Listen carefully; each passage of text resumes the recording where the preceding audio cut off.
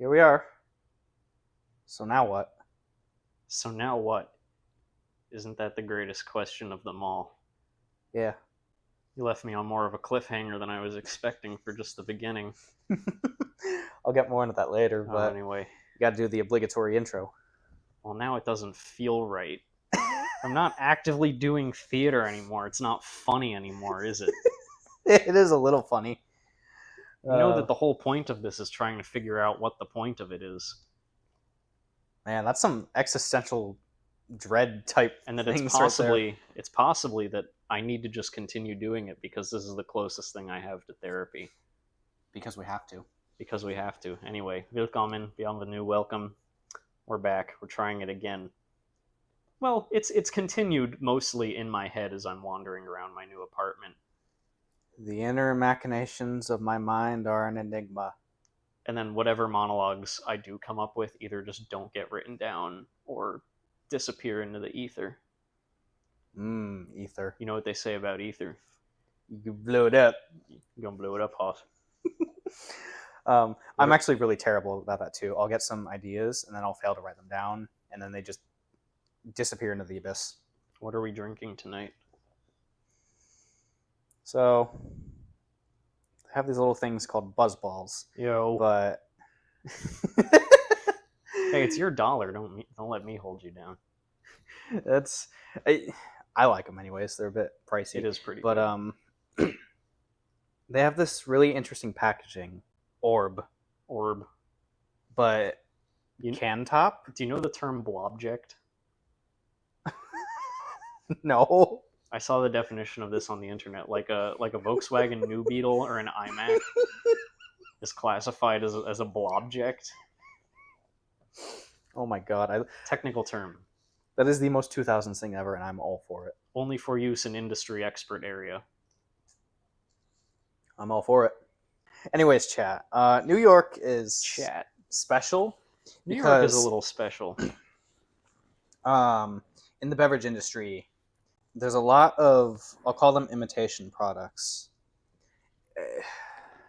The only example I can really use is Fireball, because everyone's going to know what that is. They sell a low ABV version at like gas stations and supermarkets. Girl, what? It's low? Yeah, so what they've done is it's not actual liquor, it's a malt beverage. And as you were saying before, I was just going to get into that. No one seems to be able to give a straight answer as to what a malt is. At least no one has told me. God, I'm on a losing streak with like spilling things or choking on things. You can't breathe water, Hoss. If we choke on water, what do we drink to wash it down? Well, I just use water personally. And maybe that's why I'm in the state that I'm in. Fight water with water. If I'm going to go at life that way. Yeah, no one has ever been able to give me a straight answer as to what a malt is in terms of a beverage, a delicious beverage. So I've heard it used for milkshakes. That it's like an optional extra, like an optional luxury package for your milkshake. That it also applies to liquor somehow. Yeah, so from what I can understand, like, does it just mean other stuff is mixed in? I mean, there's like a lot of new age beverages that are considered malts that are like a mixed drink, but it's not liquor, it's like brewed, I guess? Because I was under the impression that malting something was like a brewing process. I believe so, because you have malt liquor, which is like a bastardized beer. Oh. It's also notorious for being cheap. So maybe it is like diluted, mixed, a combination of different things. It could very well be. Also, I forgot to even introduce you. You've been here before. I have. You have been here before. Everyone, we're sitting with a true titan of industry, a familiar face, SwedishDiesel Mr. Sam himself. Sweden boy has returned. He's back for more. And soon to depart, yes? Indeed. I am being freed from this, like, Eastern Bloc ass housing. Thought you were going to say Eastern Seaboard. Which, yeah. But run by some bitch asshole suka, slumlord ass looking Without naming so and names. so. Yeah, I can't say names, so I'm trying. Read my review for this unnamed location, and you'll know exactly who I'm talking about. So I went to go return my old apartment keys today, and desk lady was on the phone, who might be my neighbor, I think.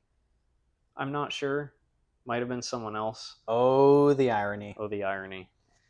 And she was on the phone, and he appeared, caught me off guard.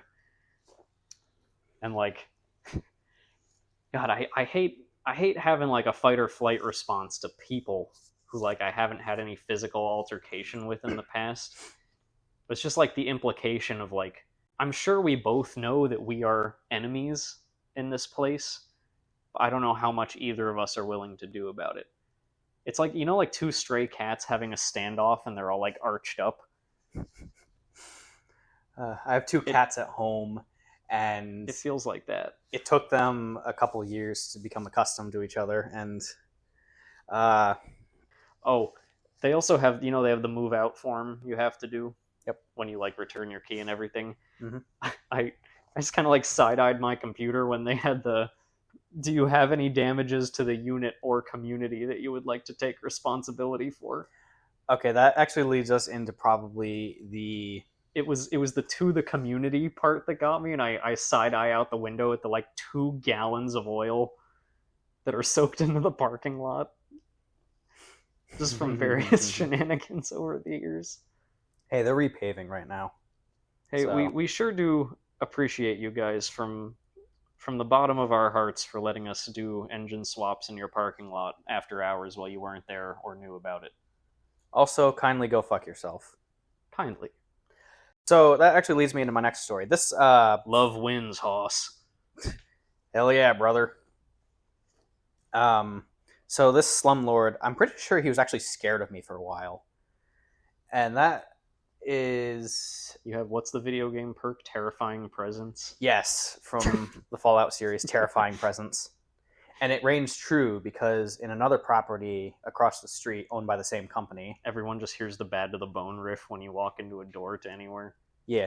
The property manager of that place just seemed offended by my very presence. And I think I know why. Yeah, I told you, I went over there to change the exhaust on my car because they've been very cool to us in the past, but there must have been a changeover. And, you know, I had like 2 brackets to secure and 2 bolts. I was going to be out there in half an hour. Mm-hmm. And like one of their manager guys was just sitting across the parking lot in his car, just like full fluoride stare looking at me. Fluoride stare. What else can I say? He like... I hesitate to say he looked scared of me, but like I was just laying on the he could have like come over and killed me with a couple kicks if he wanted me gone that bad. But yeah, on a more humane level, he could have come over and perhaps told me what he was ineffectively doing with his eyes. Hey, could you not do this here? I don't like that. They don't even make any effort to understand us or like our situations more so than even us. I'm not going to ask you to get to know me on a personal level. No. And the nuances of my various problems. Yeah. Just to use your skills of observation and critical thinking, if you have any left, to kind of vibe check what it looks like I'm doing. Yeah. I mean... You know, it's not like you had a Sawzall. It's not like you're stealing a catalytic converter on a 2003 Subaru. I had 2 bolts to tighten, and I didn't want to do it on the side of the road. God forbid we do it in your parking lot. Yeah. Speaking of which, I would also like to thank the managers of this unnamed housing establishment for letting us swap engines in their parking lot after hours while they weren't there. Yeah, it will happen again. It will keep happening because... Let me put it this way. Lower our monthly installments so we can afford to take it to a shop. But the one story I definitely want to cover here... Tell. And why that guy was scared of me for a little while. So... Dante and I have had a little bit of a creature problem in our few years of staying here. The creatures are everywhere. Much like the Name of the song by Wayne Static. May he rest in peace. I don't. Normally, I'm a animal respecter, but these creatures in particular, you come into my domicile, you're out of here in a potentially brutal manner. You were not given the resources, or you were practically denied the resources to do anything reasonable about it. Yeah, and that's where things start to get a little hairy, because these little things got into all sorts of areas they were not supposed to be, left their droppings, and also got into the oven and tore up the insulation, which becomes a really big fire hazard. Oh yeah. And the management here tried to gaslight me, doing so by saying that the oven was clean and functional and we don't have to replace it. Somehow they missed the horrible ammonia smell when you turned on the oven to preheat it. Right. But I wasn't going to be playing games with this guy and decided to get the smell of toasted rat's ass when I'm trying to make my fucking mac and cheese. I fucking hate this place, man. Yeah, I hate it here. I can't wait to move out. I got the town's fire marshal involved because, again, I'm not playing games. Go off, girl. This gentleman was actually supremely helpful. He came into the apartment. We had a little talk. He understood what was going on, took a couple pictures, and basically threatened the establishment. It's like, do this, do it right fucking now, or else. And that prompted this property manager to come up here, and he like seemed really freaked out and stressed. Yeah, and it's like, maybe there's a reason there aren't any songs called "Fuck the Fire Department." Yeah, so just saying. Someone outside is unhappy. I don't know if the mics picked that up, but it sounded like the car horn was dying. So actually, that brings me to another line that I heard from him. Tell the police nothing, tell the EMTs everything. I really like that. I haven't heard that before. Yeah. And shout out to all our EMTs out there.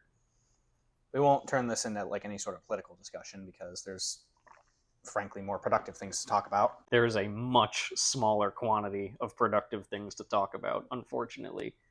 The scale of unproductive, horribly political things to talk about has spiraled out of control past the point where it can be covered on this particular radio program. That's a really good point. Go listen to any other podcast if you want any details about that. Honestly, for the sake of your mental health, I would advise against that. Instead, you can listen to this, obviously not a car podcast. Not a car podcast. And we're going to keep saying that until it rains true. Yeah.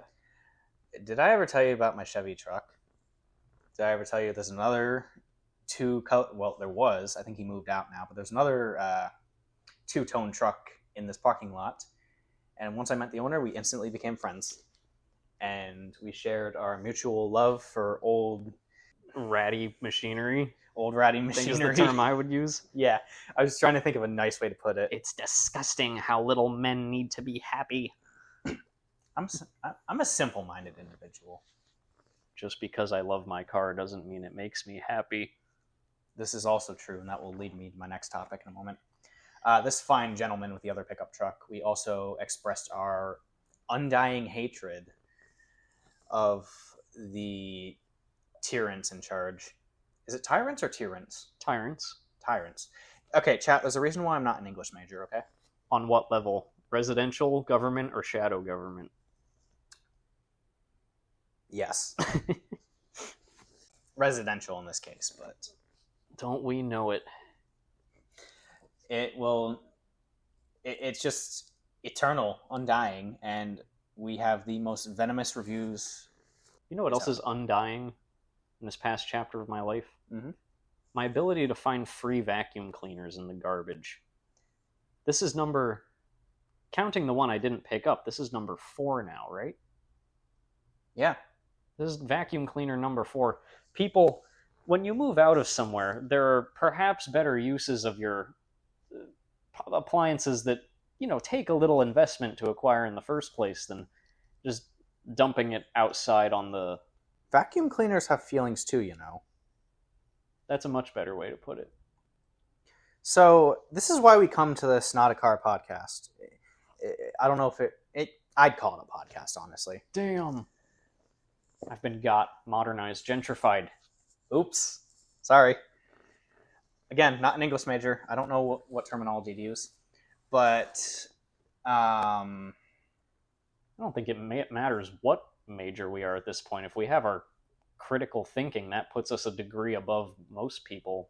Vacuum cleaners are always a good topic. I'm sorry, chat. I can't. Have you picked up the chat thing? Is that what we're doing now? Chat, is this real? Am I even real? I made that joke last episode. I do love a good vacuum cleaner. I don't think I interact with them in a serious and knowledgeable way as you can, but we need to bring back love for appliances. Enough with these like soulless plastic contraptions. Yeah, I think someone I saw in a video earlier today referred to it as sterile technology. Yeah, which for a medical setting I totally understand, but I don't want my stuff in my house feeling medical either. I call that YouTuber house syndrome. I don't feel the need to explain it. I'm inclined to agree. But new construction, most likely stucco. I'm seeing white, black framed windows, maybe 8 to 10 foot, maybe 12-foot ceiling total. And just every appliance staged as if it's an open house for a new resident, but no one actually lives there. The house isn't even, it's certainly not a home, but hardly even a tool to produce content. Because that's a different thing. You can produce content out of a one-car garage. DD Speed Shop. DD Speed Shop? Yeah. DD Speed Shop. The YouTuber house is an interesting phenomenon that seems to serve no purpose even beyond its aesthetic function. But that topic really gets me riled up. See, the problem is we are both ADHD as all hell, so we're constantly jumping from topic to topic. We. Me and you and me. Just because it's true doesn't mean you're allowed to say it. Isn't that a relevant topic? Where's the list? God, we are so bad at this. I'm pissed off. Well, I like to spice things up in the only way I know how. You keep it spiced up? You keep it spiced up, man? I guess you could say that. You keep it spiced up? I don't know what the connotations. You run additives. Implications. Diesel fuel. There may or may not be a empty Tide bottle full of diesel fuel in my closet, but what the landlord doesn't know doesn't hurt him. Treat for later. Someone said it's the private reserves for when I get thirsty at night. You also have a crystal skull full of antifreeze. Yes, and I made it a point to write "not booze" on it because you got to label your secondary containers. You got to be OSHA compliant. Apparently, that's Steven Seagal vodka. Yeah, Crystal Head vodka. Fancy yeah, vodka. I didn't know. Very expensive, but it's also Steven Seagal vodka. Yeah, you know what's not expensive though? How good could it be, regardless of the cost? It's vodka. They all taste like pain and suffering. The one that was insanely good, I feel like this can't go unmentioned. I was just about to talk about the Farmer's Choice half-gallon volume pack unflavored vodka. Yeah. In the milk jug. Yeah, the milk jug. Some of the smoothest shit I've ever tasted. I don't know who came up with that, but shut up and take my money. Because I was getting stuff to make some Moscow mules. Mm-hmm. And I wanted to get the cheap shit, but I didn't want to get paint thinner. You had the whole squad laughing when you walked in with that stuff. Yeah. Your roommate's friend, I showed them and they're just like, what the fuck? It's literally in a half-gallon milk jug. That is the epitome of simple yet effective. It was cheap, and it's some of the smoothest stuff we ever drank. Kids, please drink responsibly, by the way. Be better. Do better. We're going to take a quick break. Words are hard, and that never really seems to change. Even at our level, which I would consider... Would you consider us basically competent people? Well, we function on a day-to-day basis, probably better than a fair few others do, so I would say yes. I low-key have a bachelor's degree. Weird flex, but okay. Saw someone on the internet earlier. They were an engineer of some capacity saying that in 10 years of work experience in their field, the hardest thing they ever had to accomplish was getting their bachelor's degree. Which that's inspiring. Which I wouldn't say reflects to any other aspect of the job market as it currently stands. I have gripes. I have thoughts. Don't we all? But that reminded me, I have always loved talking with people who are teachers at the K-12 level. I'm lucky enough to have quite a few of them in my life, from, grade school teachers to speech pathologists. It's kind of been a running theme in my family. And honestly, I would not be opposed to pursuing that at the, college level. Mm-hmm. I could see myself back in the classroom someday. But the reason I'm trying to have so many of these conversations with these people in my life is that, just the things you read online about, the state children are going through school in now, Mm-hmm. is so, there's no other word for it, alarming. I am alarmed by this information when I compare it to my own experience. No, things have changed wildly in the last 20 years, and I'm completely with you. There's some pretty alarming things going on. And hardly 20, because we've been around for about 20 years total. Mm-hmm. I would say it's the last 5, even. And I started noticing the trend before then, talking to people, years below me in high school, directly pre-pandemic years, and I knew I had to keep an eye on this. And as much as teachers deserve all our respect to begin with, the things they're dealing with are outlandish. Absolutely. Being a teacher is probably one of the most thankless jobs out there, and from Absolutely. From what I've heard, it doesn't pay great either. And not even outlandish in the severity of behaviors that kids are exhibiting, but what they're not, if that makes sense. The lack thereof as a point of comparison is what's becoming so strange about these stories I'm hearing. From basic reading comprehension skills to look, I don't expect kids to be able to engage in social situations in an adult way, but being completely unconscious of even your basic mannerisms or the intent of your own speaking is a whole different level. 2 reasons I'm trying to talk to as many people in education as I can is because, A, if I find myself at a point where I have the opportunity to get into this world, I got to help teach that studio this past semester. I was helping one of my former mentors teach an automotive design studio, to reflect onto my own experience and intentions, and also just kind of know theirs better, at least to sympathize. Just gives me bad vibes. I'm with you. This kind of leads into what you were telling me about a minute ago. We were going to talk about our plans now that we are college graduates. I didn't breathe enough to spit out the G there. Good God, I feel called out. What little plans we have. I'm making a conscious effort to avoid talking about student debt because that's just a horrible topic all around. And to anyone listening to this, private student loans are evil and you should avoid them at all costs. You've heard me say this so many times, full broken record, but at this point in my life, I cannot really encourage someone I know to go pursue higher education unless they have a very clear intent, at the very least a major that they want in on. I'm the same way. Which I think the both of us are both very financially driven, at least in how we regulate ourselves. Very much so. I think now that has to be so intense of a consideration that I can't let people slip by it. And it's aggravating. It's actually aggravating to me to hear, I'm sure you've heard parents say this as well, oh, you might as well go. Mm-hmm. Which I can't call it bad parenting because it's not, because being willing to do that for your kids is that's an obstacle you have to plan for maybe decades in advance, or at least just leaving that option open, even if you're not actively encouraging it, but just putting forward that this is an option. But I think it's mostly a me problem that I would never be able to go through with that if the person I was funding didn't have such clear intent going into it, you know? Now, regardless of what your views are, the most important thing you can do is be supportive. Correct.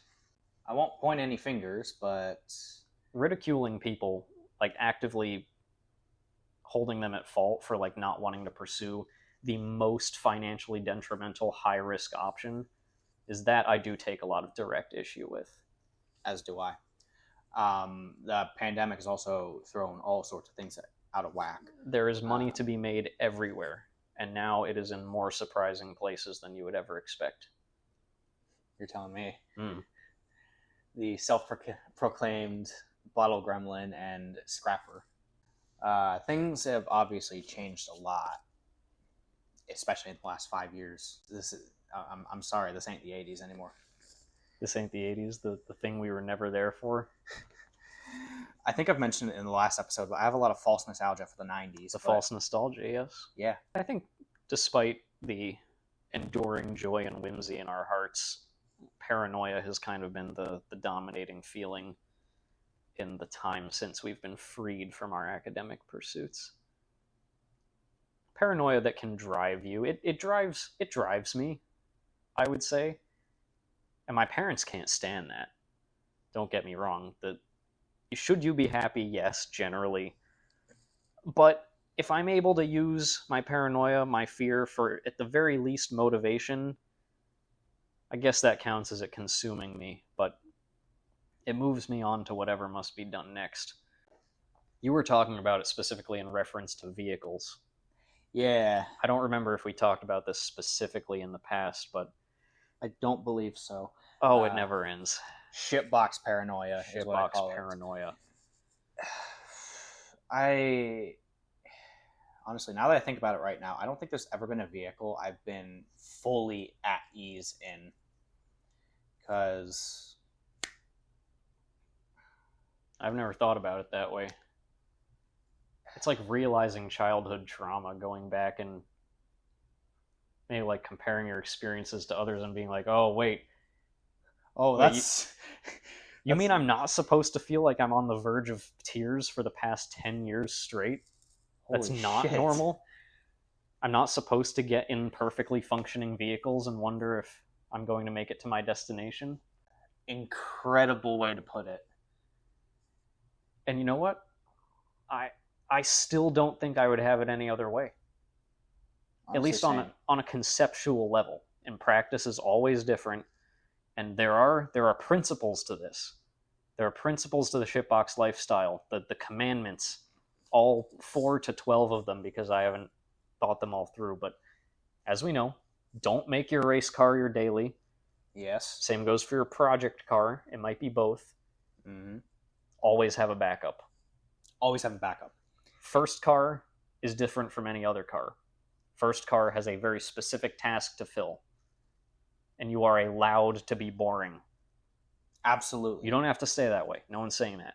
You are allowed to be boring if it benefits you and gets you through the situation you're in. Do not torture yourself, which I say from overwhelming experience. Absolutely. And I've told our dear friend with the 24 Civic, like, you want reliable.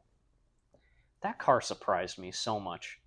2024 Civic, Honda, I'm so proud of you guys. I knew the new Type R was good, but even this base model, breeze to work on. Honda is the only company nowadays that knows what's up. We were doing rear brakes. We were doing, all brakes. And it involved some recalibrating motors and sensors even. Breeze, no problem. Yeah. No broken bolts, no crust and rust. Well, a little bit, but that's the nature of the beast. Little bit, but undisclosed location. Yeah, everything was passable. Yeah. And it didn't really hit me until that moment, like how starved I've been for ease of maintenance, not simplicity of maintenance. Ease. My ancient Subaru is inherently simple to work on. There's not a ton of fasteners or specialized fasteners holding anything in. Its environment has degraded it to a level where working on it is terrifying. Every turn of the wrench, every turn of the steering wheel comes at a potential cost. And I don't fuck with that. I feel the exact same way about my beloved GMT 800 because Chevy makes good trucks. I'll stop saying it. no, please keep saying That's it. why I love buy that them. reference. That vehicle, Shit. that poor used work truck has probably fought me the least of any vehicle I've worked on. Over the last winter, I did so much work to it. You gave it a new lease on life. Complete brake overhaul, all new lines, hoses, all new calipers, new rotors in the front. And now I'm not denying that the failures that occurred put you into a pretty rough situation for a bit. Oh, they absolutely did. Thank you for having me, that I could help remedy it. I am eternally grateful for all the help you've given me. If there's any, not even bright side, but a speck of light to this whole situation, I think you caught that truck, brought it into your life, right at a time where it was almost beyond saving. If anyone else had bought it, it would not still be in the world today, I think.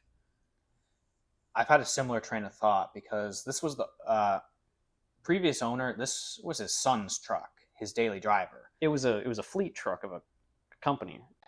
This is like actual lore with this vehicle because it originally did not have a bed. It was I don't have my keys on me, but the little tag says 2003 GMC Utility. So I suspect it was the first owner's tow pig. I've told you this before, but I suspect it was a chassis cab, maybe with a service body on it, because you have the factory lift and the reinforced frame.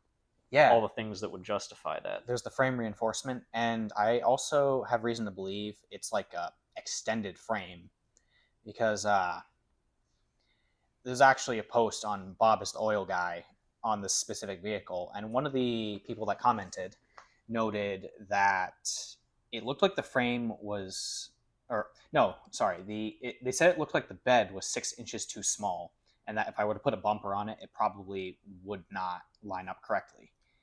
Now, it has an 8-foot bed. That's as long as they come. So don't take that out of context, please. So something weird is going on with this thing. And if you'll note the stickers on the inside of the door, it's a real mixed bag of features and specs. It really is. It didn't come from a run-of-the-mill GMC dealership either. It came from some sort of truck dealership. Interesting. Like a commercial truck dealership. So this... And I firmly believe that if you specifically had not secured it when you did, it would not be with us today. That it would have gone to someone who was not willing to give it all the things it needed to serve the purposes that you objectively need it for. Right. It wouldn't have been so essential to anyone else, if that makes sense. Absolutely. And I think that's... Do you think that's a factor in where you got the motivation to push through and kind of save this thing? I think so. I've wanted a pickup truck for over a decade, and I was told, no, they're too inefficient. They're bad in the snow. They're bad on gas. Blah blah blah blah blah. They're unsafe. Two of these things are true. Okay, yes, it's a 6-liter V8, but that's not the point. Fuel economy is merely a suggestion, but this thing dominated the winter roads. You should just go all the way and put a 496 in it, the 8.1. If we somehow blow up the 6.0, I'm putting an 8.1 in it. If you blow up the 6.0, if somehow we are building the baddest 8.1 liter Vortec to ever grace the earth, I will rebuild this crusty old GMT 800 from the ground up, which I think all things considered, I put maybe 10, 12K in it total, which when you consider a brand new 2500 HD GMC is maybe about 70K. Who's the real loser here? You know my take on the dollar amount, and why I have never faulted you for spending the money you have. Because what does a new truck cost? Too much. Not even just off the lot, but lifetime cost. No one who is spending upwards of $80,000 on a new hybrid Toyota Tundra knew that the lifetime cost would include a new engine within the first year. Get it together, Toyota. No one factors that in because you shouldn't. But your total investment in rebuilding this vehicle, it's practically paid for itself in utility already. I've seen. Hauled with it, I've towed with it, I've pulled someone out of the snow. Yeah, that is a machine that, compared to the investment in other modern equivalent vehicles, if there are any, the benefit I'd say it's given you in utility per price outweighs anything you could possibly find today. And that's the bottom line. This is true. And the 8-foot bed is so nice to have. I can just move all the stupid stuff. I've told you I have a similar dilemma with the Forester because the shitbox paranoia is just progressively consuming me as time goes on. I know for a fact this car is not long for this world in my hands. I consider myself a skilled mechanic. I can make it right if I need to, but right now I'm at a point in my life where I do not have the resources, the space, the money. Objectively, if anything goes wrong, I can't just deal this time. That trust in this thing, what little I have, is what I'm relying so heavily on. Because as far as I've searched, there is no vehicle that can do the things this car does as well for me. I can fit 2 whole mopeds in the back, and it still has like a rev-happy, decent-sized 4-cylinder with a nice manual transmission, nice 4-wheel drive. I've never been able to get it stuck, and I have tried. You've seen me try. Subarus are known for their damn near unstoppable 4-wheel drive. It is a compact wagon. I won't say SUV. I refuse to accept that. No, I mean, if you park that thing next to the abominations they're making nowadays, that's no. The modern Forester dwarfs it even. What's terrifying is my truck, which is a single cab long bed, albeit a special one. It's tiny compared to modern trucks. Oh yeah.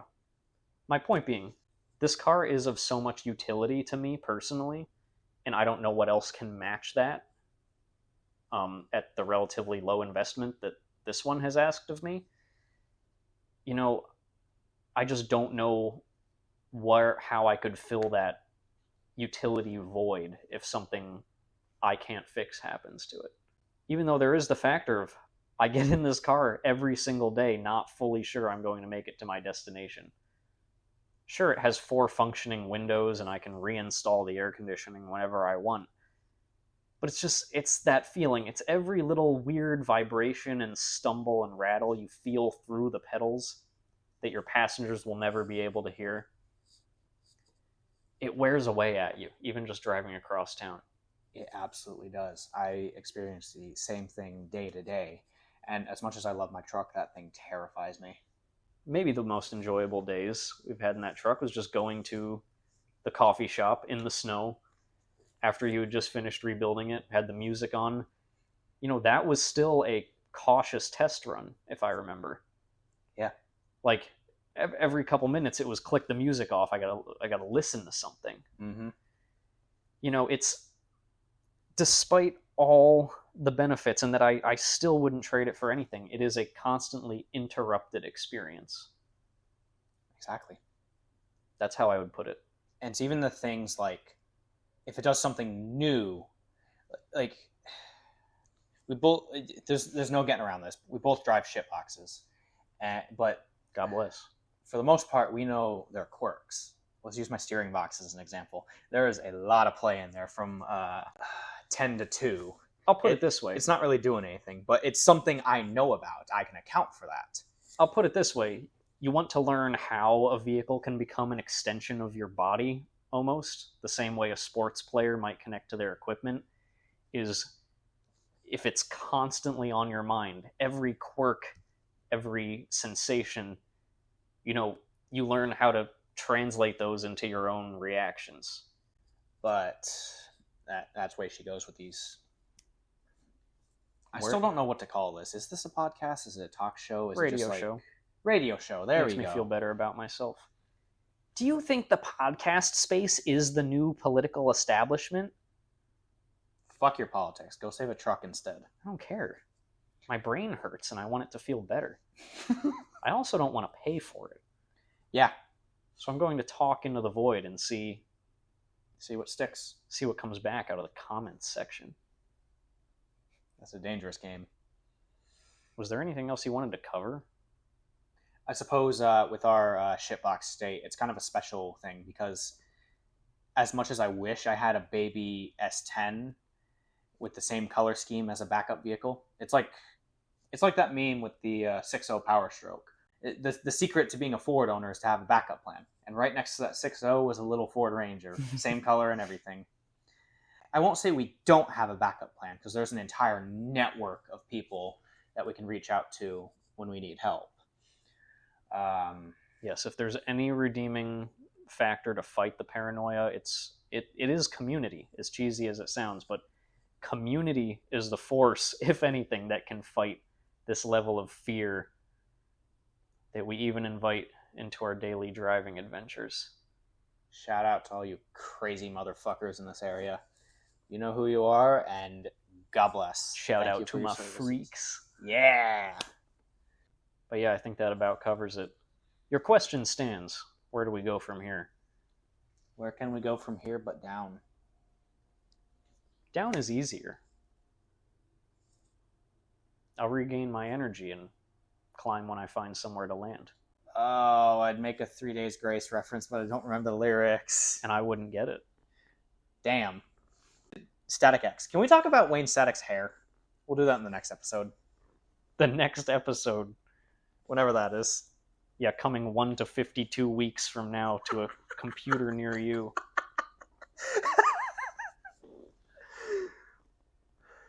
We might be communicating exclusively on ham radio near in the future.